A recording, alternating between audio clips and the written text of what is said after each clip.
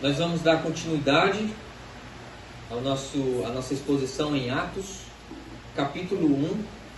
Atos, capítulo 1. Nós vamos ver do versículo 6 até o versículo 8. O tema da nossa pregação hoje é Ainda não chegamos.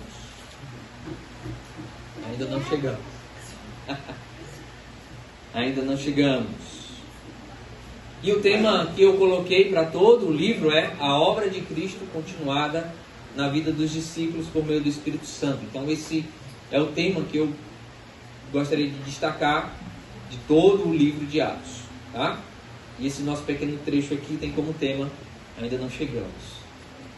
Vamos orar e aí nós vamos adentrar na exposição da palavra de Deus.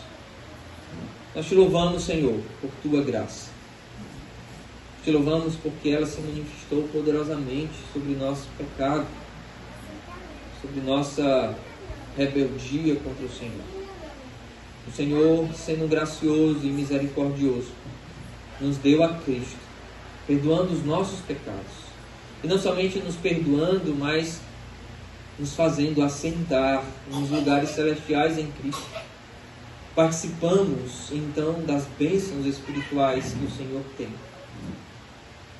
Pai, nós te louvamos, porque não queríamos o Senhor. Preferimos os nossos desejos, as nossas inclinações e seguíamos nesse caminho.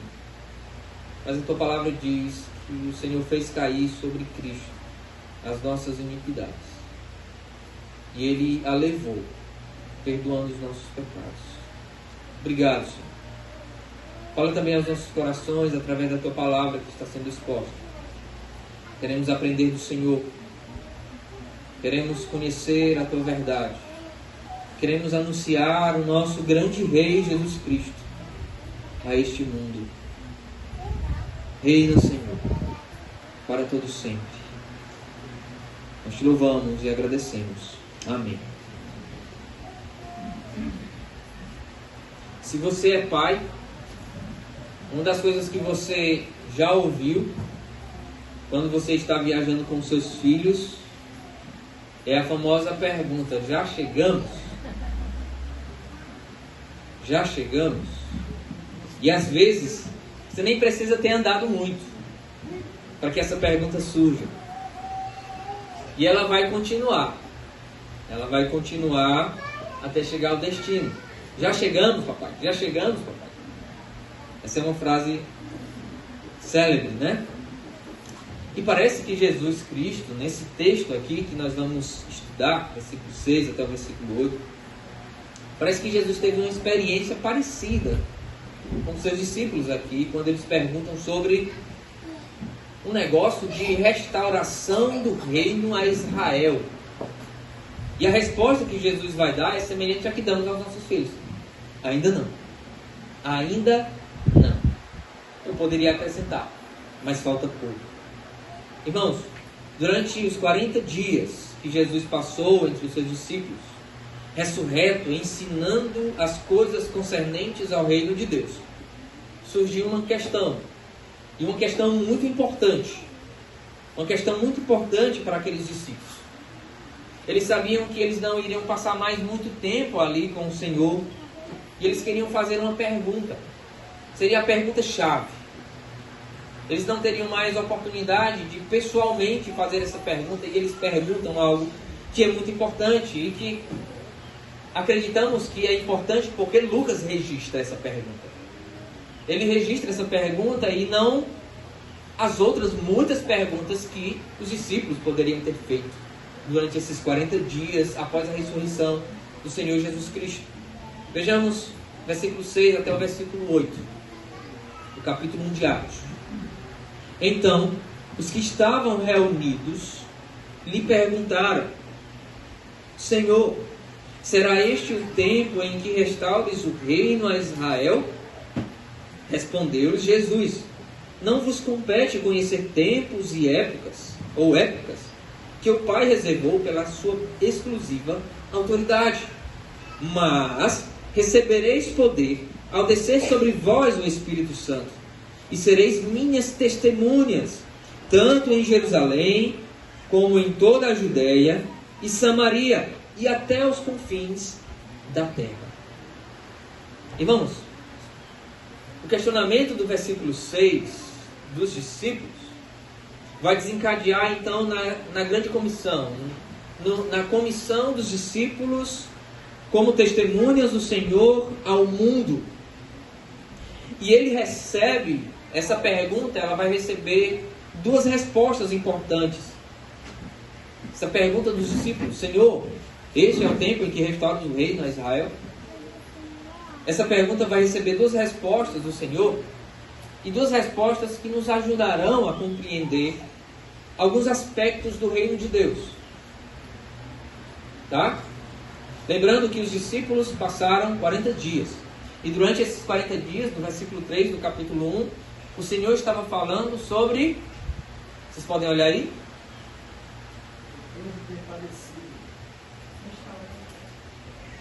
Versículo 3. Jesus estava falando sobre o quê? Os 40 dias? Você pode olhar na Bíblia aí. Isso, finalzinho. Sobre o reino de Deus.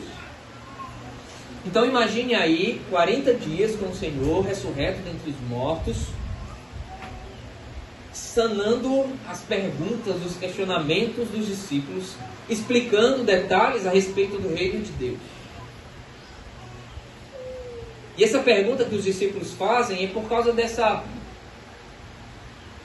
ensino que Jesus fez a eles durante 40 dias. O primeiro aspecto importante que essa pergunta nos ajuda a entender a respeito do reino de Deus é que o reino de Deus,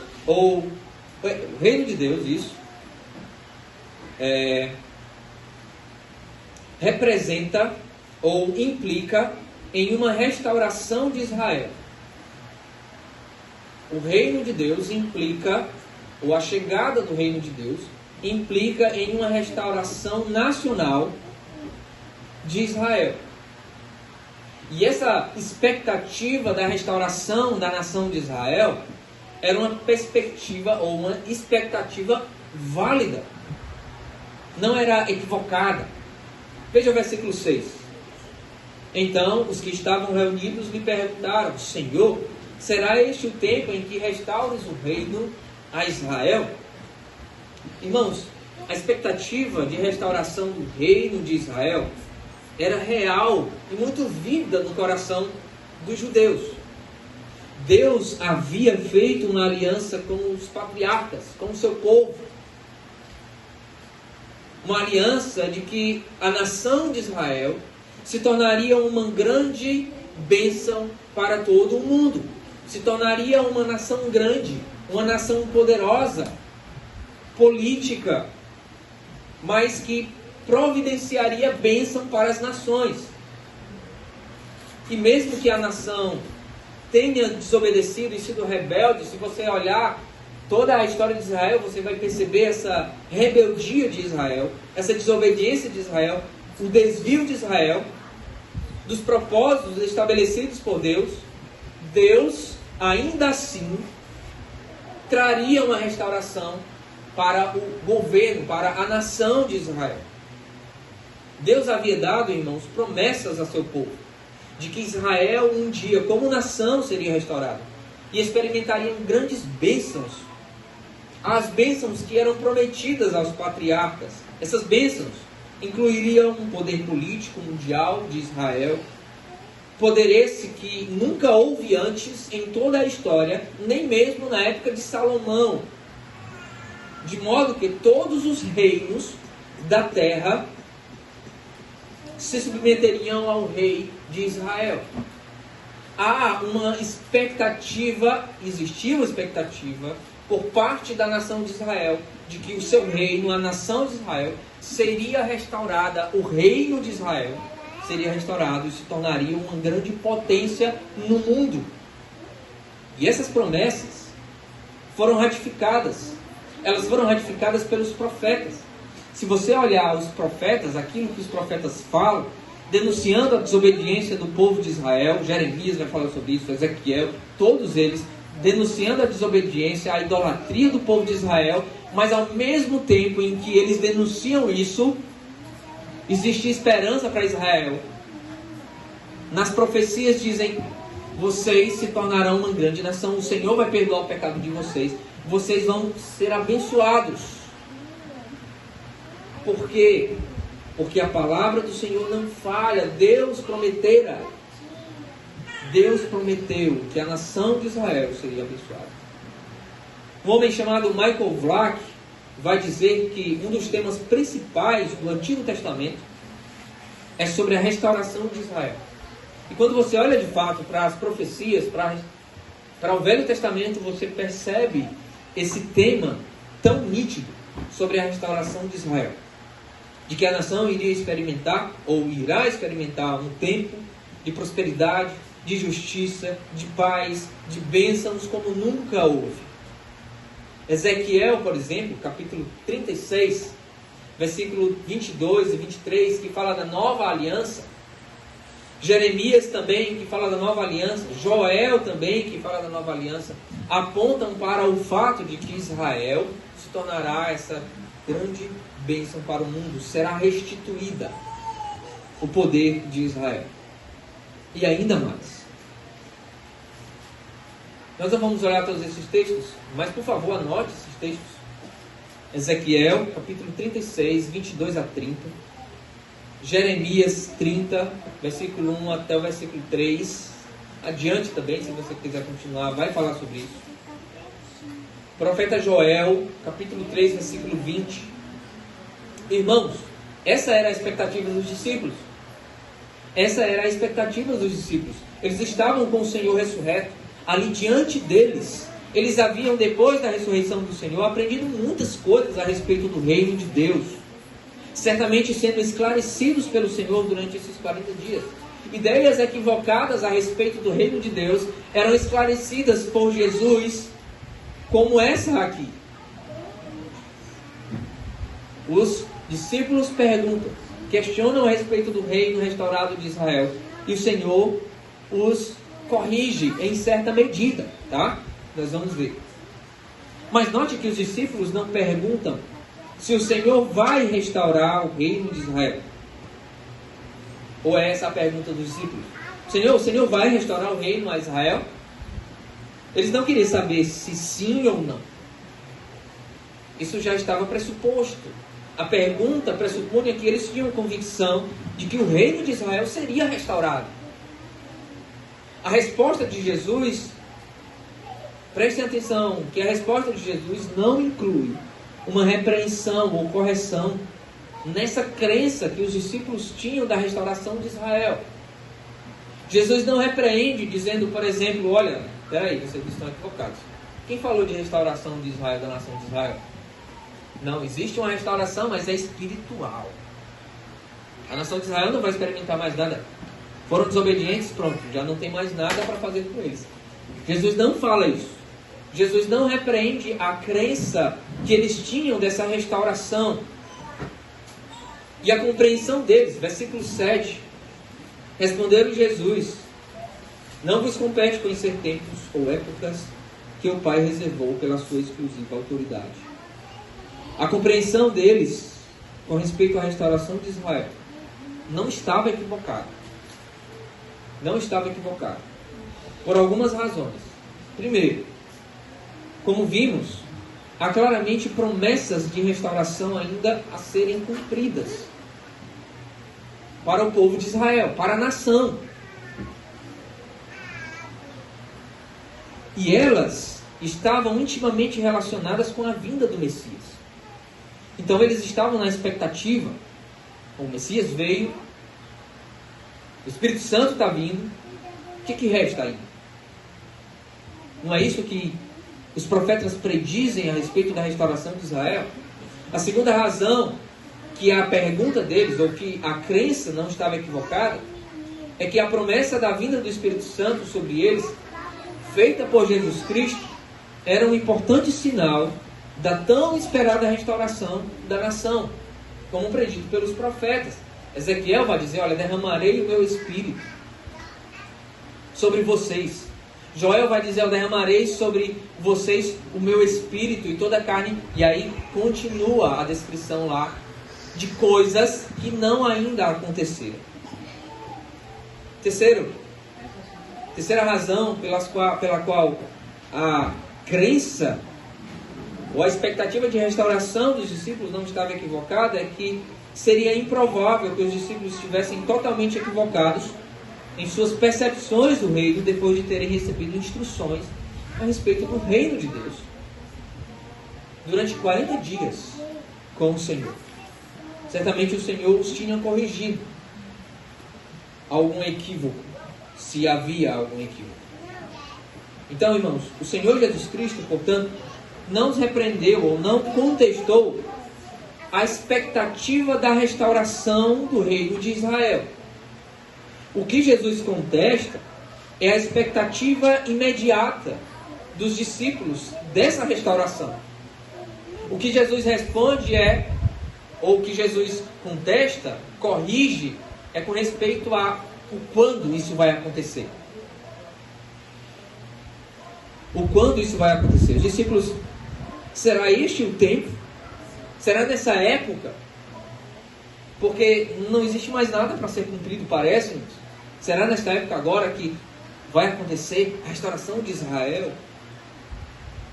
Mas o Senhor responde: não vos compete conhecer tempos ou épocas em que o Pai reservou pela sua exclusiva autoridade. O tempo está reservado para Deus. Deus é quem diz, ou Deus é quem providencia o momento, a hora, o tempo exato para que isso aconteça, para que a restauração de Israel aconteça. Mas o Senhor não contesta a expectativa da restauração em si.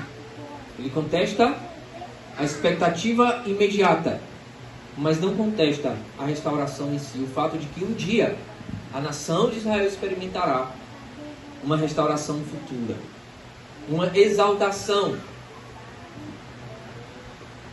Se o que Jesus ensinou aos seus discípulos, irmãos, envolveu um reino meramente espiritual, a pergunta deles não faria nenhum sentido, como alguns contestam, como alguns acreditam. Alguns acreditam que o reino de Deus, o reino que Cristo instaurou, é unicamente e meramente espiritual, que não tem nada a ver com questões políticas, terrenas, coisas desse tipo. Se Jesus estivesse pensando que o reino era meramente espiritual, a pergunta deles não faria sentido nenhum e Jesus teria corrigido. Na verdade, irmãos, essa era também a expectativa que existia no coração do Senhor Jesus. O Senhor Jesus também tinha essa expectativa de um reino de Israel restaurado. Como um bom judeu, conhecedor da lei e das profecias, essa também era uma expectativa. Por exemplo, no anúncio do anjo, que o anjo faz a Maria sobre o filho que ela teria. O anjo Gabriel, lá em Lucas capítulo 1, diz a Maria que o filho se assentaria no trono de Davi. Se assentaria no trono de Davi. Então fale para um judeu daquele século que Jesus se assentaria no trono de Davi. O que é que eles pensariam? Ah, entendi. Você está dizendo que o trono de Davi é espiritual e que não tem nada a ver com a nação de Israel. Será que era essa a percepção que os judeus tinham a respeito do trono de Davi? Existia profecias. Deus prometeu a Davi que um descendente dele iria sentar no trono dele, de Davi, e que reinaria para todo sempre. Salomão reinou para todo sempre? Outro descendente de Davi reinou para todo sempre? Não. Então existe ainda uma expectativa de que o reino de Israel será restaurado por meio de um rei que se assenta no trono de Davi e que rege a nação de Israel, e não somente a nação de Israel, mas todo o mundo. A nação de Israel será então essa capital do mundo. em que o rei irá governar. Não somente isso, mas as palavras do próprio Senhor, lá em Mateus capítulo 19, versículo 28, e Lucas capítulo 22 e 29, confirmam essa expectativa do Senhor com respeito à restauração de todas as coisas, inclusive de Israel. Mateus 19, 28, se você quiser olhar lá, diz assim, ó: Jesus lhes respondeu, falando com os discípulos: em verdade vos digo que vós, os que me seguistes, quando na regeneração, ele está falando aqui para os 12, tá bom? Para os discípulos. Quando na regeneração o Filho do Homem se assentar no trono da sua glória, também vós vos assentareis em 12 tronos, para julgar as 12 tribos de Israel. Como um judeu daquele século, o que viria à sua mente? Um reino espiritual, eles se assentariam em tronos espirituais.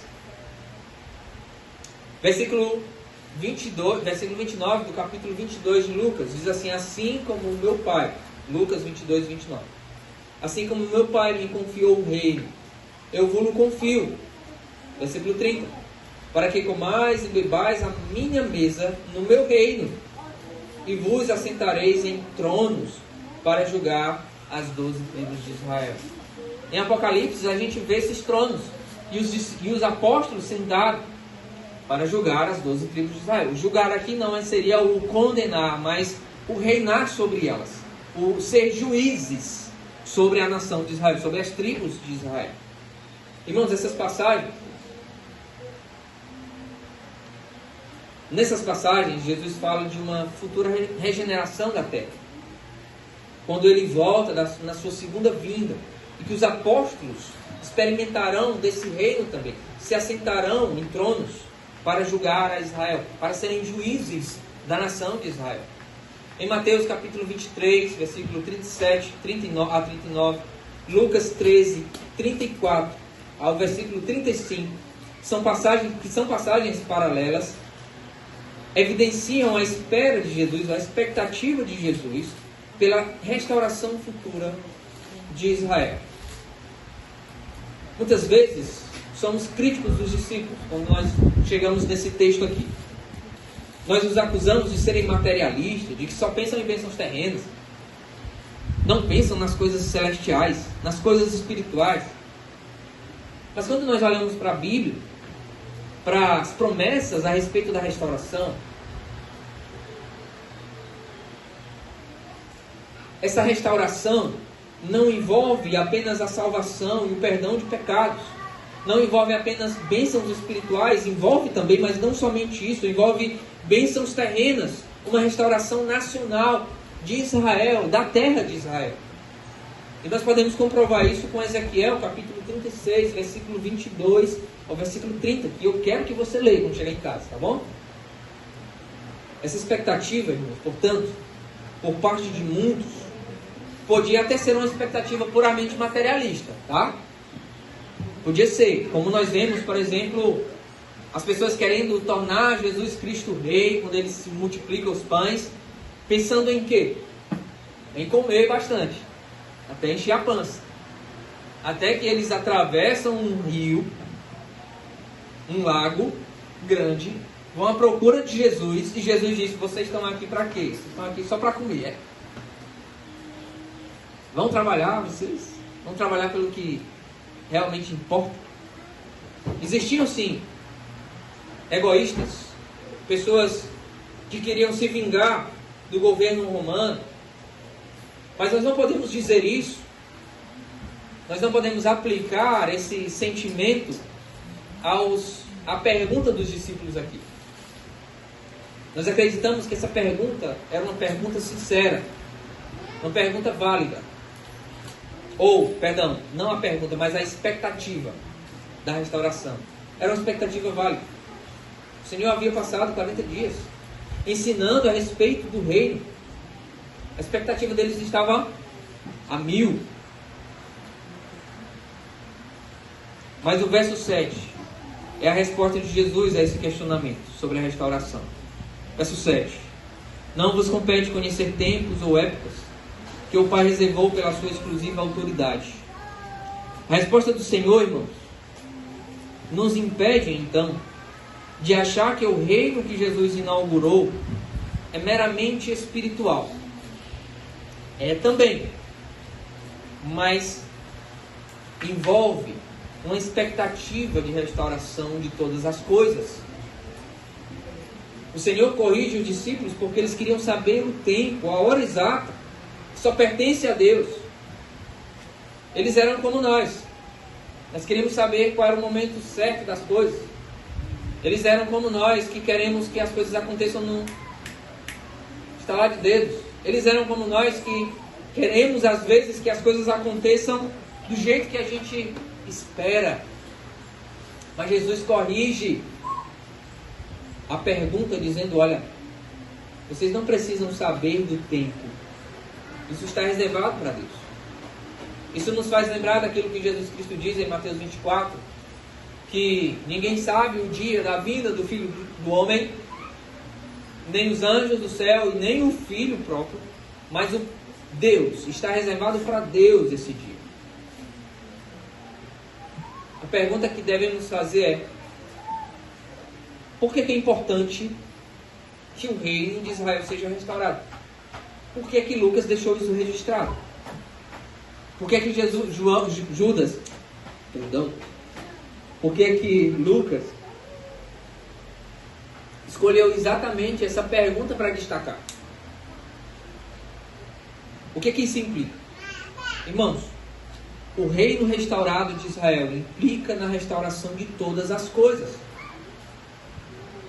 Esse mundo caído, mau, de governos maus, ímpios, que guerreiam entre si, cheio de pecado, esse mundo caído será redimido porque Jesus, o rei que governará de Israel, abençoará todo o mundo. O rei dos reis, o criador de todas as coisas, vai estar aqui, neste mundo, reinando pessoalmente. O Salmo 47 seria o salmo da realeza de Deus, da autoridade de Deus, do domínio de Deus. Revela o alcance do domínio do Senhor, não só sobre o povo de Israel, mas toda a terra. E parece que nós combinamos, né, André? O André começou lendo sobre o domínio do Senhor sobre todas as coisas, terminou com a canção Rei das Nações. Salmo 47. Vamos ler o Salmo 47. Olha aqui. É um dos salmos. Tem muitos outros salmos que apontam para isso. Teria muitas outras coisas minuciosas que a gente deveria aprender sobre isso, mas o tempo não nos permite. Sobre essa expectativa da restauração de todas as coisas. Versículo 40, Salmo 47, eu quero que você ouça e acompanhe. Diz assim: batei palmas todos os povos, celebrai a Deus com vozes de júbilo. Deus está dando uma ordem aqui, a quem? A todos os povos. Por que Ele ordena isso? Por que Ele ordena que todos os povos batam palma, cantem de júbilo? Versículo 2: pois o Senhor Altíssimo é tremendo. É o quê? O grande rei de toda a terra. Ele nos submeteu os povos e pôs sobre os nossos pés as nações. E agora? Falando de nós? Da nação de Israel. Ele escolheu-nos a nossa herança, a glória de Jacó, a quem Ele ama. Subiu Deus por entre as aclamações, o Senhor ao som de trombetas.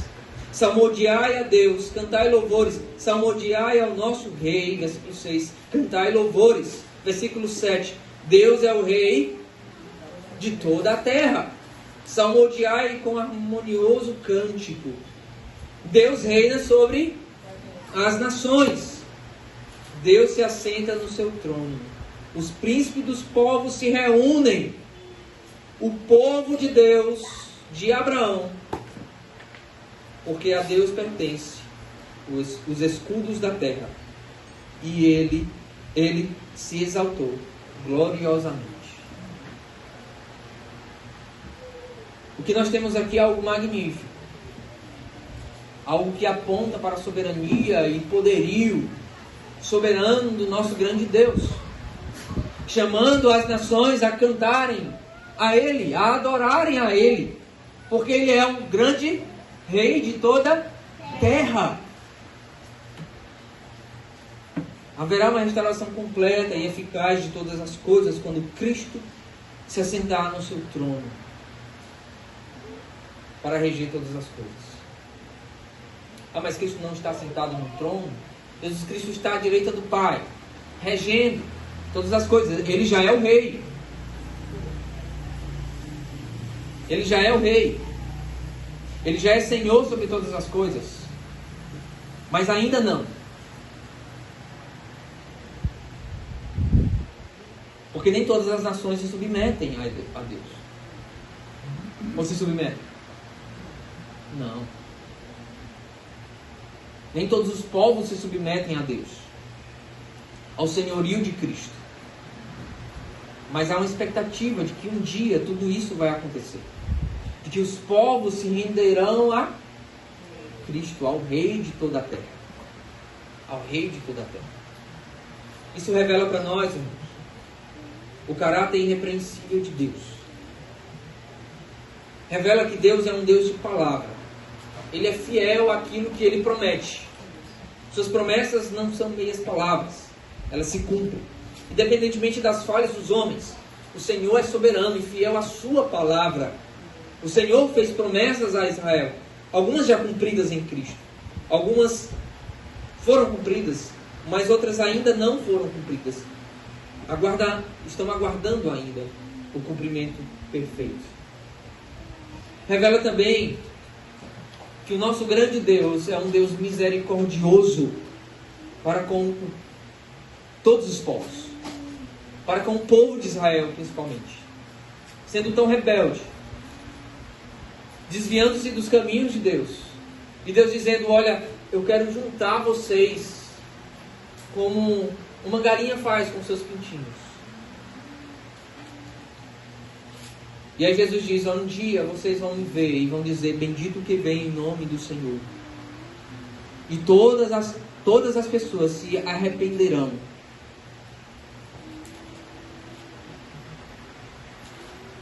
No entanto, irmãos, o programa de Deus quanto à restauração de todas as coisas ainda aguarda a rendição dos povos por meio do testemunho dado pelos seus discípulos do grande Rei.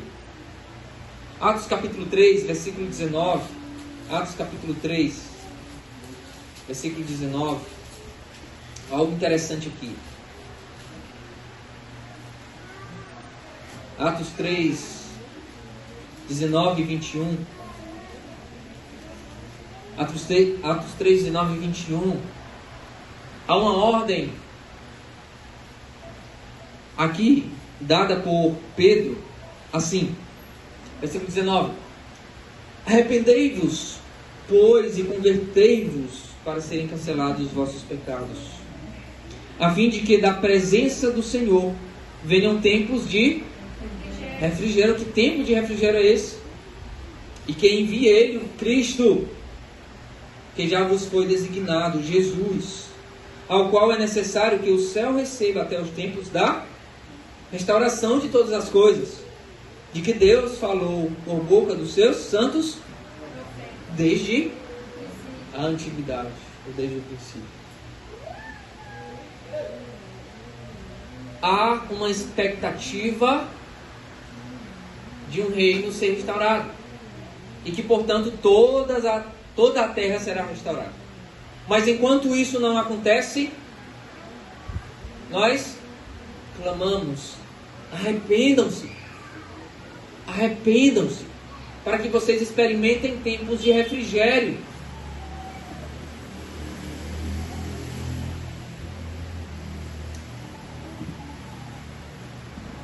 segunda coisa que nós aprendemos a respeito do reino é que a restauração é precedida pelo testemunho do grande rei ao mundo. E nós vamos terminar com isso aqui vai ser mais curto.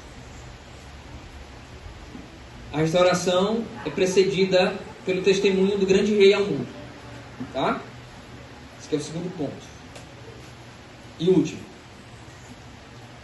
Versículo 8 diz: mas recebereis poder ao descer sobre vós o Espírito Santo, e sereis minhas testemunhas, tanto em Jerusalém como em toda a Judeia e Samaria, até os confins da terra.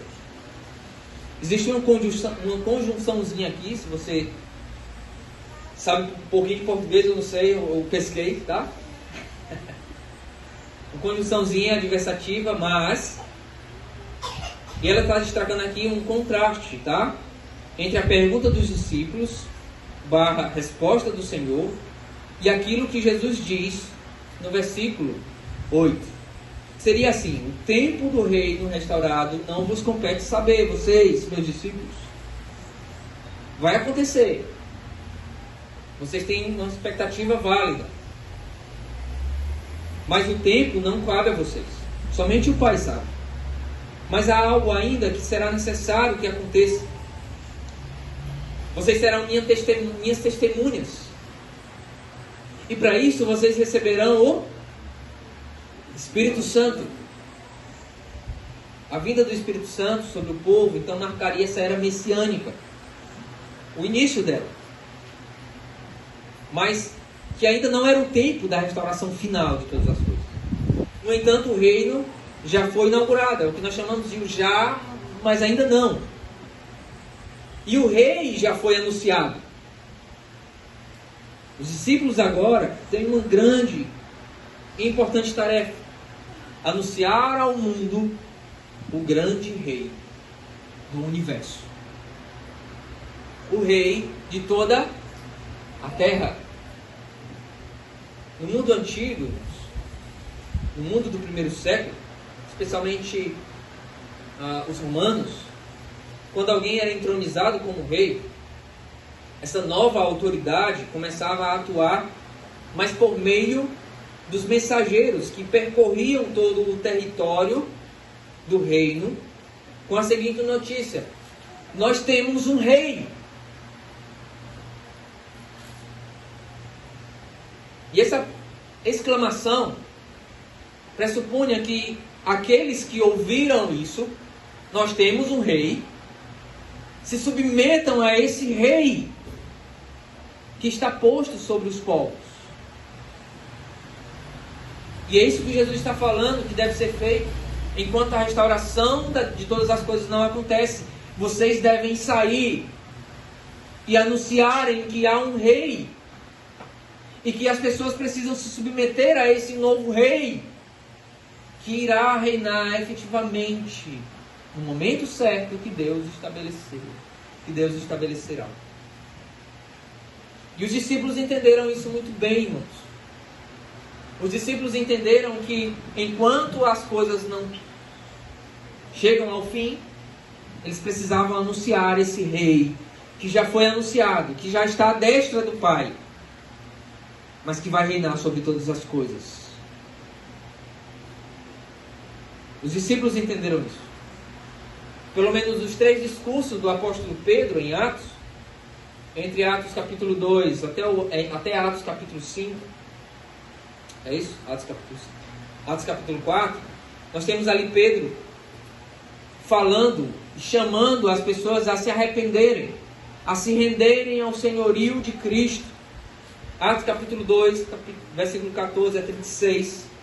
Atos 3, 12 a 26. Atos 4, versículo 8 até o versículo 12. Nós temos ali Pedro chamando as pessoas a se renderem a esse grande rei de toda a terra. O que aconteceria quando as pessoas não se rendiam aos reis, aos novos reis?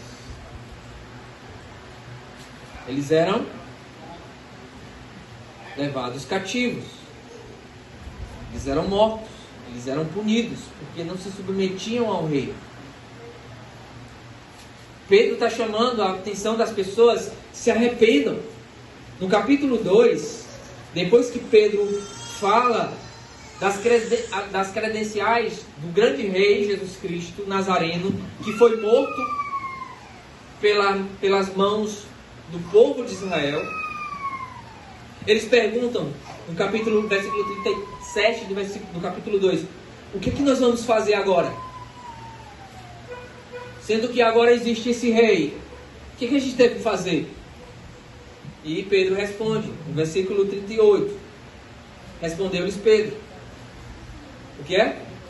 Arrependei-vos, e cada um de vós seja batizado em nome de Jesus Cristo, para a remissão dos vossos pecados, e recebereis o dom do Espírito Santo.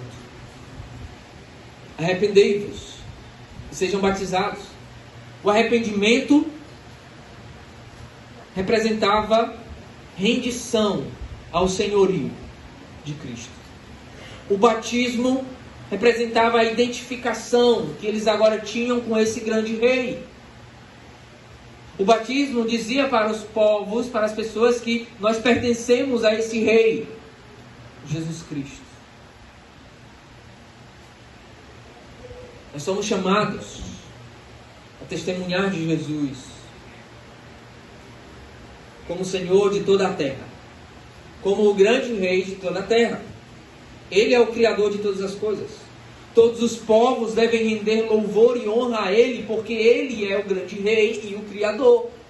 Ele merece toda a honra e todo o louvor, toda a glória, toda a minha vida. Eu devo a Ele. Ele não é somente um rei que governa, mas Ele é um rei que nos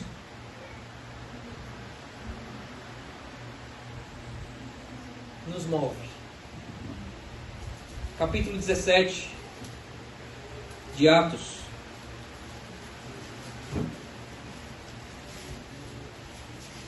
Capítulo 17 de Atos, versículo 24.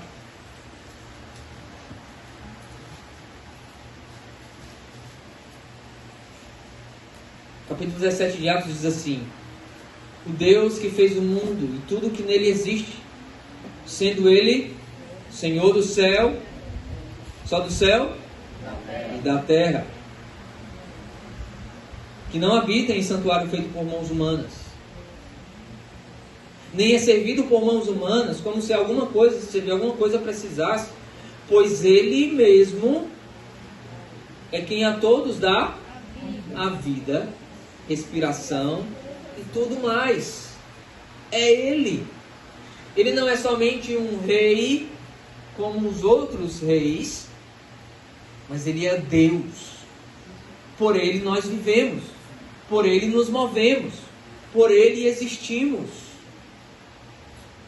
Versículo 28 diz, pois nele, versículo 28 de Atos 17,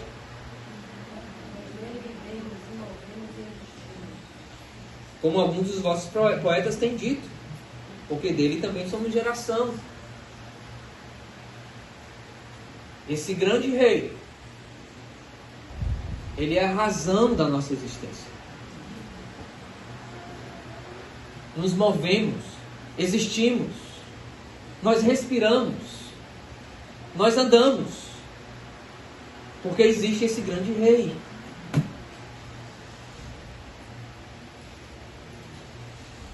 E nós clamamos como testemunhas desse rei,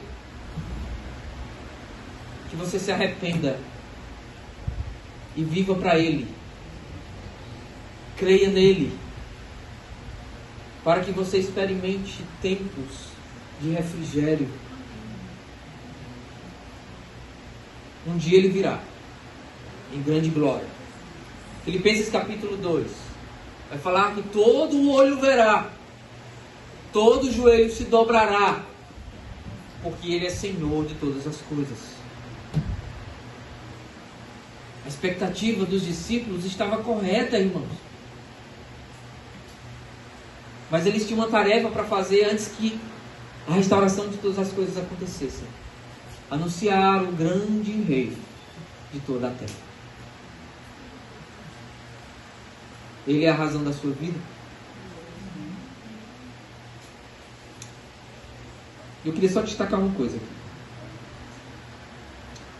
Mas recebereis poder ao descer sobre vós o Espírito Santo.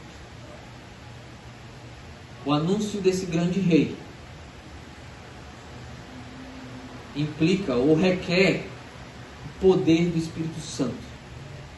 Não só nos impulsionando, nos motivando, nos energizando para anunciar, para sermos testemunhas. Essa palavra significa também Marte, que seriam aqueles que estavam morrendo por causa de Cristo, para anunciar esse grande rei. Mas esse Espírito Santo, que capacitaria os discípulos a anunciarem, ele era necessário não somente para isso, mas para convencer o pecador do pecado, da justiça e do juízo. É o Espírito Santo quem capacita os que estão testemunhando e que convence aqueles que ouvem o testemunho.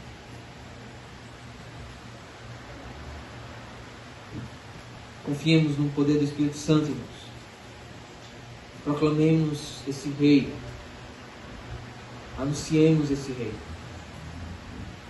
E para você que ainda não se rendeu a ele, renda-se aos pés desse grande rei. Viva para ele. A glória de Deus. Ele é Senhor de toda a terra. Senhor, nós te louvamos. Porque o Senhor enviou o nosso grande rei, o nosso Redentor. Nós aguardamos ansiosos, cheios de expectativas, para o dia em que o Senhor virá e restaurará todas as coisas.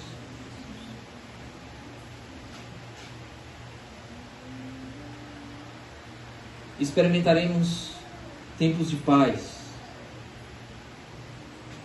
de alegria, de muitas bênçãos terrenas e espirituais.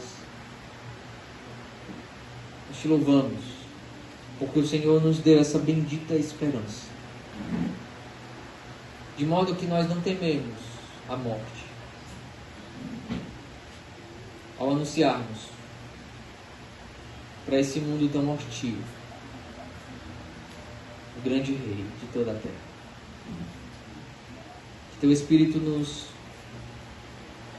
impulsione para testemunhar. Que teu Espírito convença os pecadores. Em nome de Jesus Cristo, a quem amamos. Amém.